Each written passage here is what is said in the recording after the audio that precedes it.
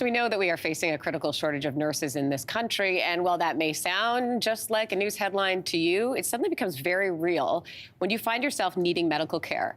From dressing a wound, starting an IV, or giving a needle, to holding a patient's hand, providing words of encouragement, or even a shoulder to cry on.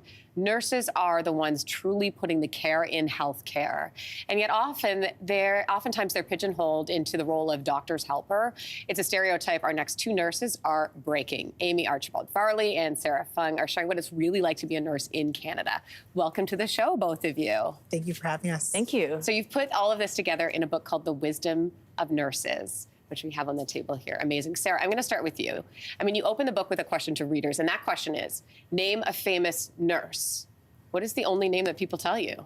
They only come up with one name, and it's Florence Nightingale. Right. And then people are stumped afterwards. And so part of the reason we wrote the book was to highlight nurses that are doing great things that haven't really gotten the credit they deserve. And, you know, I think that's an issue because it's been over 100 years and we can only still talk about Florence Nightingale. That's a really good point. I mean, Amie and Sara, you're sharing your personal stories as well as highlighting stories of other nurses. One of the nurses that I loved reading about is Kathy Crow. Tell me about Kathy Crow. Kathy Crow is an amazing unsung hero in nursing. And I remember actually learning about Kathy Crow in nursing school.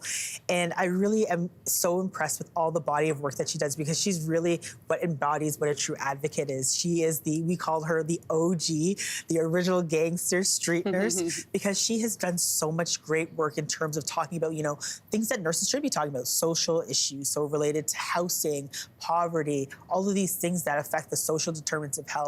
And she's been doing this for many years. She wrote an amazing book called Knapsack of Dreams. And I mean, I just felt that, you know, she needed to be talked about. She is a pioneer, and we need to hear more stories from these unsung heroes like Kathy Crow. And I'm just always, we met her, and she was excited to meet us. It was amazing. She was excited to meet us. We're like, we're excited to meet you. And she just really embodies a lot of the characteristics that we want in advocacy. And I'm so glad that she's still doing the work today and advocating for, you know, some of the most people that are precariously housed, who have addictions. She's an amazing individual. What I find so interesting about your line of work, and Sara, I'll ask you this, is that you never really turn it off, right? And you share a story about being at a Costco and like staring at people's arms to look at their veins.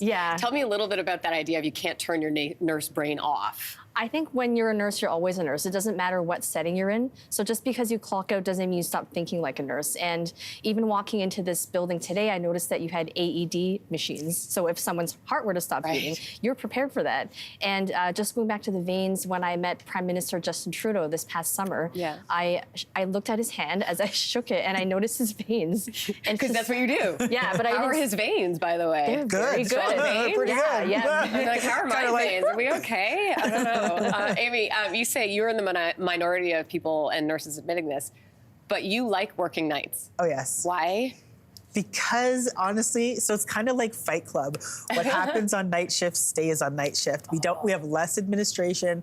There's a lot less of that kind of administrative burden. And we actually get to really dedicate our time to patients, even though they might be going to sleep. But I think there's a lot of fun business that happens on nights, and I will always be a night girl nurse. And what hours in night shifts? So usually 7:30 p.m. to 7 a.m. And sometimes we can get into a little bit of shenanigans, but it's like all good.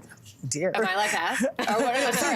Sorry, I forgot. What happens at nighttime stays on the night shift. There it is. Sara and Amie, your book is called The Wisdom of Nurses. Thank you so much for both being here today. We really appreciate it. And congrats on the book. Thank you so much. Hey, thanks for watching. If you liked this, be sure to subscribe here, or you can check out more Your Morning videos right here.